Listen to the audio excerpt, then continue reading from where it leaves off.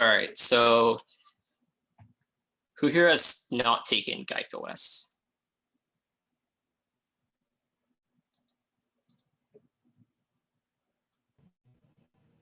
All right, I guess like who has not taken like an OS class?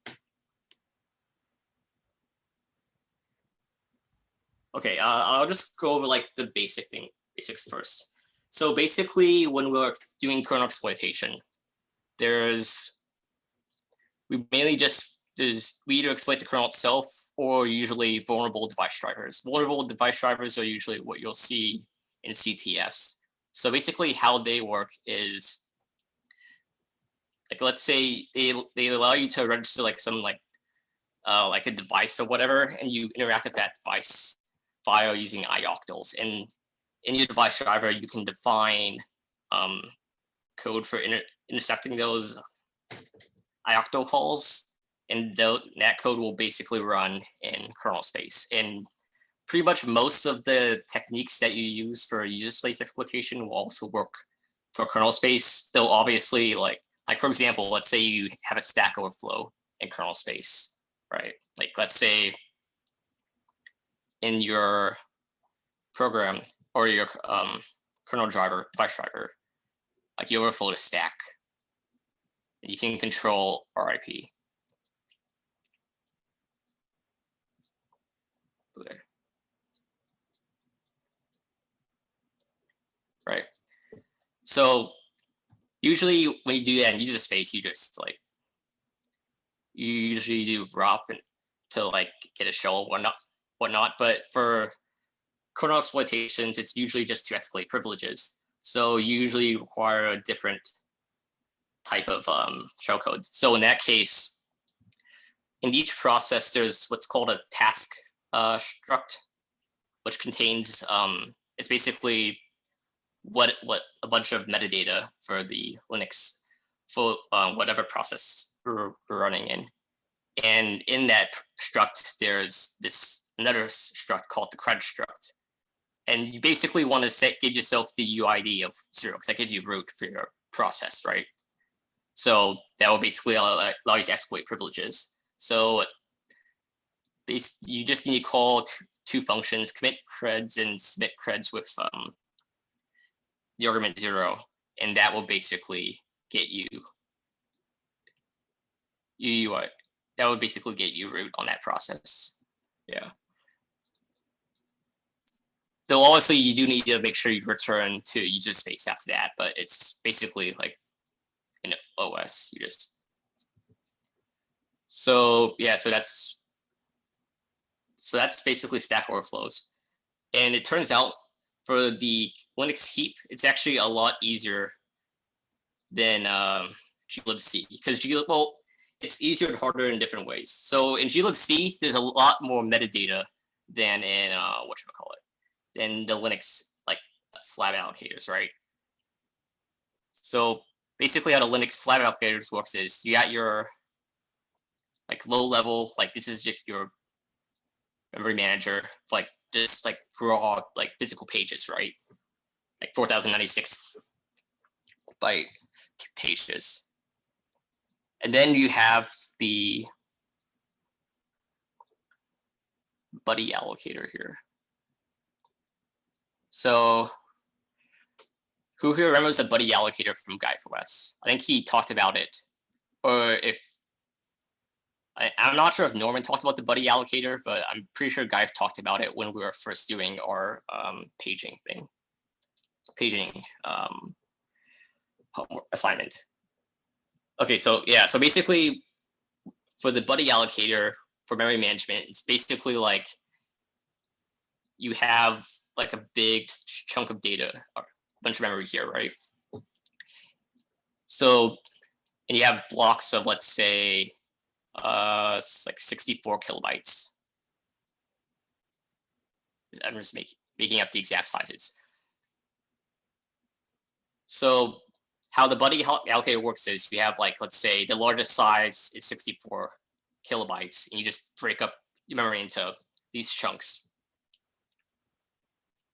For each of these 64 kilobytes, you can divide it in half, 32 kilobytes and then 16 kilobytes and so on and so forth. And this is stored in like a giant, like this giant bitmap, this free list, which basically stores it as a bitmap. So you have, let's say 2 to 0, it's something smaller, so it's like 2 to 4 or something, I think, bytes. And you do it so forth and so forth. So let's say the kernel is requesting like 500 bytes. It'll basically go to the largest, I guess, like section memory that the allocator tracks. So that is currently available. So right now, let's say only 64 kilobytes are available, and we want like 500 bytes. So what it will do is it will divide this into two 32 kilobytes things and make it put into like the free thing here, right? And it'll keep doing this until it gets small enough to allocate your 500 bytes. Yeah, so basically this avoids external fragmentation in the kernel. But for the reason why we have another allocator called the slab allocator is because, let's say, because the largest, I think the smallest chunks that we're doing it for is basically like just raw pages. So 4096 bytes. So we want to have even more fine-grained control over that. So the slab allocator will interact with the buddy allocator to like get like the pages it needs. Then the slab allocator will basically stores its own metadata, keep track of different kernel objects inside of it. So what I mean by that is the reason why we don't use a buddy allocator is because the kernel objects that we're storing, we make, like, let's say we have like 500 like task cred structs. Basically, what the kernel does is it has caches of different objects used by the kernel, right? So like the task cred struct, a lot of like packet structs for networking and stuff like that. If you go on Linux and you do like cat/proc slab info, I believe, requires root, you'll be able to see the exact the exact slab structures that the Linux kernel stores. So it stores a whole bunch of specific caches for different objects that the kernel uses, and it also stores caches for like, let's say, 512 byte objects that you allocate from using kmalloc and stuff for just like general purpose structures that you put in the kernel heap, or yeah. So yeah, that's how it works. So let me erase this. So basically, we want to be exploiting this slab structure, because what's going to happen is in a lot of device drivers, there's a lot of structures they allocate that basically, yeah, if you can have an overflow in one of the, like, let's say, like task cred structs, and that could overflow into another struct, another slab. So basically, there were 3 types. Okay, so this is kind of confusing, but basically there's these slab allocator works as, yeah, I said there's caches of different objects right here. Let's say this is like a task struct cache, right? And then it has slabs, which are basically like little boxes of like that manage their own task cred structs. And then basically, let's say this slab here has like 20 uninitialized task cred structs. So when you allocate a task cred struct in like your device driver or like any other like kernel structure, it'll basically, it doesn't have to like do interactive like memory management stuff, and it can just like get freed objects from like a slab. And then of course when you don't fit, you free it, and like it's back and it's available for the next one to use. And so that's the general purpose slab algorithm. But the Linux kernel has these allocators called slab, which is basically an abstraction over the slab algorithm. Then there's slub, which also uses slabs, but it just adds more abstraction over like this general slab, which we call it structure that I'm talking about right here. I think there's a third. I forgot what the third one is. Huck, do you know what the? I think it's also like SL something Yeah. B. I Oh, forget what slob. it is. Slob. Oh, Slob. yeah, Yeah, slob. slob. Yeah. I think those. Yeah, those are like the three ones that are. If you let's look into like the Linux kernel source code in like the memory management file, those are the three ones. And slab is the simplest. Yeah. So basically, slab. What should we call it? Allocator is like a technically like an algorithm as well. Like how it's different from the buddy allocator, but it's also like the official like Linux name for the slab allocator. But the slub and the slob also uses the slab like algorithm thing. So yeah, it's kind of weird like that. Yeah, I mean, we're just gonna be talking about the slab one because that's the simplest. So what's really easy about the slab allocator is it's unlike whatchamacallit, unlike the glibc, there's zero metadata at all in between the like objects in this slab, right? So basically, so if you've done any like glibc exploitation stuff, you know that you have to, even if like you get like a heap overflow, you have to do like some finessing with the like with the overrun stuff because you might like corrupt some like some of the glibc's heap metadata. So when the glibc's like malloc and free like looks at the whatchamacallit, the chunk of memory that you corrupted, it'll know that you're like messing with it. Like for example, for like the free lists and the whatchamacallit and whatnot. But like there's no metadata to corrupt in slab because it's literally just like chunks that the kernel has pre-allocated because it just wants to be fast. And yeah, and also it doesn't use a buddy out. The reason why it uses this instead is because for the buddy allocator, you might have like, let's say,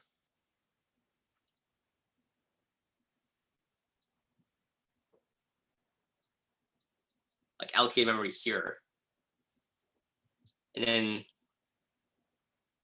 let's see, yeah, so you might have like some allocated memory here that's like under like a page, like so like 1,000 bytes or like maybe like 800 bytes or whatnot. Then you might have another one here, right? Actually, no, it's a bad example. So yeah, so let's say like there's like one that's taking up like half here, less than a half here, but then there's another one, continuous one that's like in the next 64 kilobyte thing. So here. So basically what happens here is you basically don't, or the kernel is basically wasting like all this memory, right? And if let's say like it requests like something small, which this could easily serve, like let's say this half is available, but since it's like over the half, this quarter of memory, this won't be used, and it'll just like skip over into like some other 64 kilobyte like chunk, which is pretty inefficient. So that's why the kernel just like allocates all these slabs of objects that it'll use. So it's a lot faster.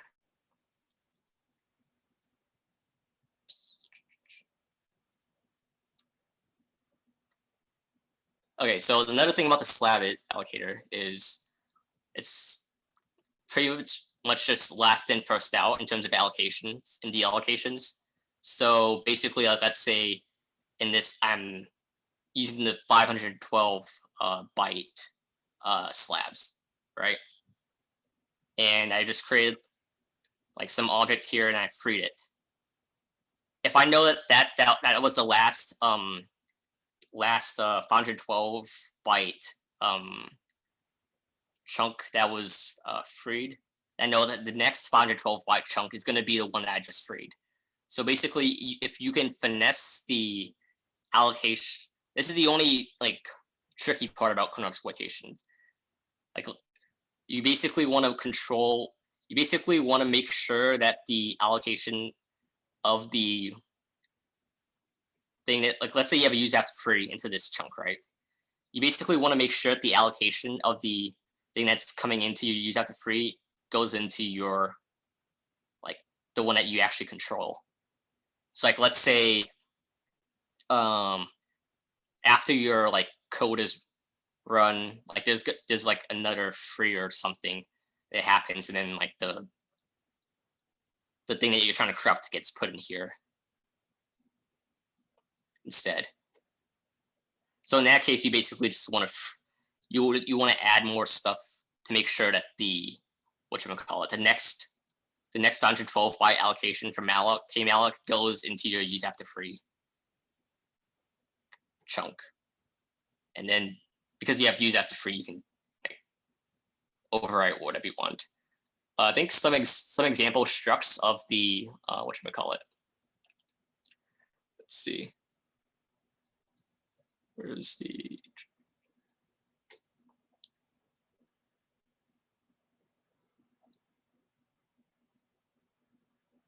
oh yeah, here. It's like some example like of kernel structures that you can corrupt are where's your cursor here?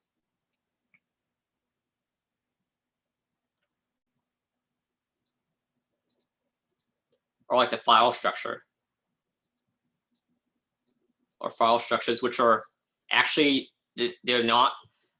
The Linux kernel only has a few like specific caches.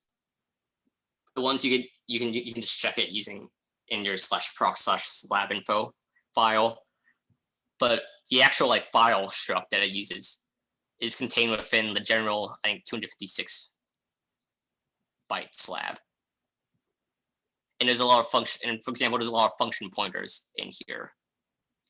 So if your device driver like it uses like creates like some structure on 256 byte slab, you can, and you want to control like some like file that's getting, that's going to be allocated, file structure that's going to be allocated after you free your thing, but you still control your free thing. You can then mess around with the file, the next file chunk that's being allocated on a slab.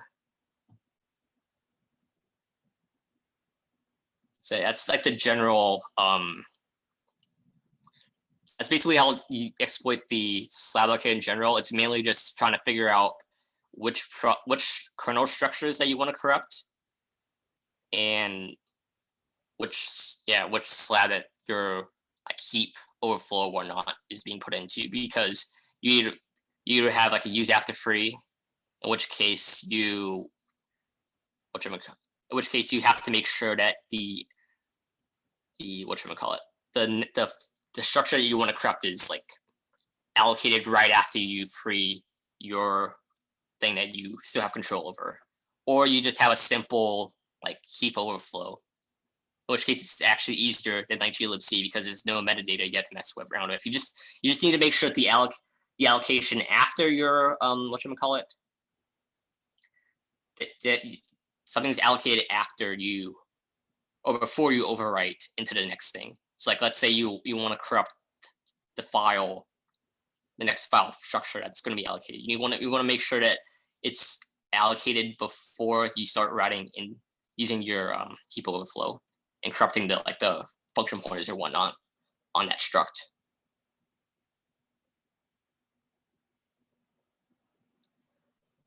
So yeah, are there any questions? The slub allocator does have some metadata that you can mess around with, but a slab is literally just like last in first out. Just make sure that your structure overlaps. Is the slab the default allocator on Depends on your dish. I think I think it's the slub. I think the slub allocator is the default. I'm not sure. Okay, that's what I thought as well. I'm pretty sure the slub is a default. Because the slab is like pretty like nugatory. I'm pretty sure it's. Yeah, I mean, so I think the slab is like so I think that the slob is like the original slab implementation. So they implemented the slab allocator and they called it slob. And that's what the O stands for. And then they did caching and they like made it faster by doing the caching stuff, and that's the slab. And then I think the slub is just like advanced slab. Yeah, They do something crazy and they make the slab go faster. Yeah, I think there's like some. I didn't look that much into the slub allocator, but I remember that they actually did store like free pointer stuff as well on the slub, whereas in the slab it's literally just like you just have those chunks that you get at whenever the slab like allocator starts up that are already like in the cache. So how does the like does the slab allocator like implement a free list, or how does the slab allocator keep track of what's free and what's not? It basically has like a bunch of like caches. So basically there's like, let's say a cache for like the file struct, right? And like for the 256 byte structs. Then it has slabs, which are basically like mini boxes. And it basically has like a list of these slabs. And in each of these slabs, each of these slabs, basically, why did I say slab? Each of these slabs has a list, has a list of whatchamacallit, of free whatchamacallit, of free like structures and initialized structures. I can send you the sort of, that's it.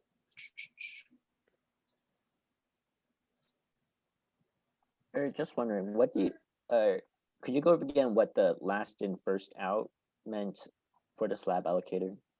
Oh yeah. Okay, so basically it's just that whatever your last DI allocation is, it's guaranteed to be your next allocation, which makes it a lot simpler. So let's say I freed in this file like cache, I just freed like, let's say there's like struct A, there's struct B that are in use, and then there's this like C thing that's uninitialized. And I recently just freed B. B is going to be the chunk or the structure that gets returned on the next kmalloc. So it's pretty easy to keep track of like what's going to be which memory is going to be allocated and whatnot. I see, thank you. So it just makes the exploit like easier to, like less bookkeeping, right? Yeah, because in like glibc, it's like it's dependent on like the size and like whether you have like Tcache enabled and whatnot. Whereas in like slabs, like, oh yeah, you were the last guy that was deallocated or freed, so like you're gonna be in the first one that gets allocated. Okay, thank you. That answers my question. Thanks. Yeah.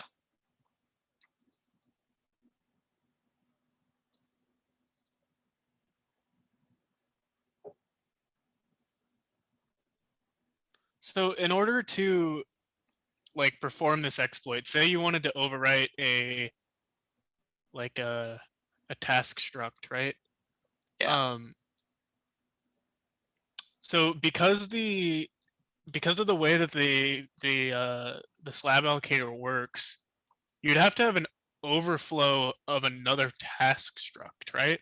Yeah. The task struct is actually a bad example because I highly doubt you'd find it'd be fine to hard an overflow of a task struct because. Well, I mean, you could just like make a task struct and like make a like a vulnerable module that just puts attached structs like there and gives you an overwrite. But that's Yeah, but kind of what device driver would do that, right? yeah. I mean, Okay, this is so I guess usually you would do this with like the general, like for example, like the file structs yeah. use like 256 byte cache, which basically doesn't have like, which can overlap with a lot of other structures in the kernel.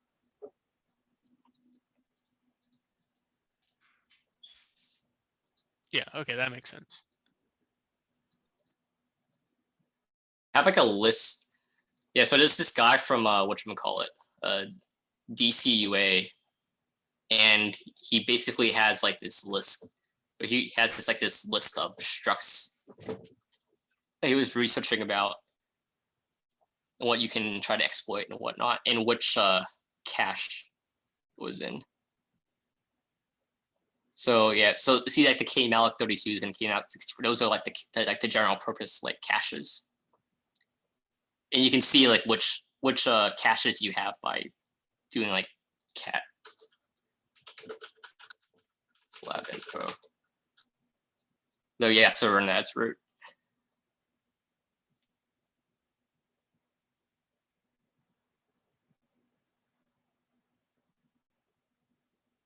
But yeah, it's just like finding like which struct like gets allocated, like what you want to overwrite. That's mainly like the actual like finessing of the heap isn't like the hard part. It's just like finding the struct that you want to mess with and controlling that it gets like either like put after your heap overflow or like right on top of your use after free. So is the target usually to do this like change creds thing by just doing like ROP in the kernel? Like is there ever anything else that you would do? Or is that like the only thing that really makes sense? I mean, if you have root, you can basically do whatever you want. So that's true, yeah. I mean, it could be like some other. It's like basically, let's say you want to like for a regular binary exploit, you just want to like read some file or like read some like file that that's on like the OS that the binary is running on, but instead you just give yourself a shell. It's basically like that. Like you can do whatever you want when you're root. So yeah, if you wanted to do something else where you could like, let's say like there was some, like let's say like there was something you just wanted to like read some file that was read only by root, or that you wanted to change the permissions or whatnot. You could just like write code, or you can write your ROP chain that does that in the kernel, but you might as well just like give yourself root. That's pretty easy.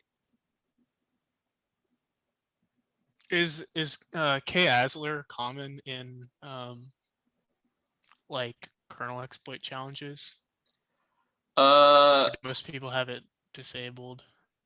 I'm pretty sure most people, I think I have had mine disabled.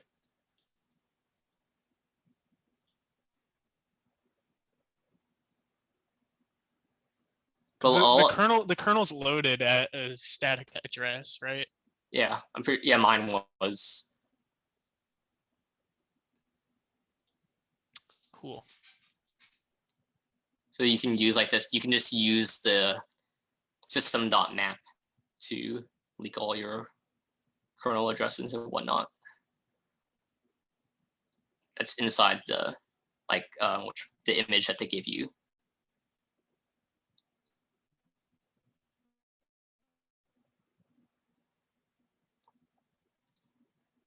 But yeah, it's basically just, in general, just get root and then write code and use space that does what you want. I mean, you can also like do it in kernel space, but it's a lot more, I guess, complicated to do it that way.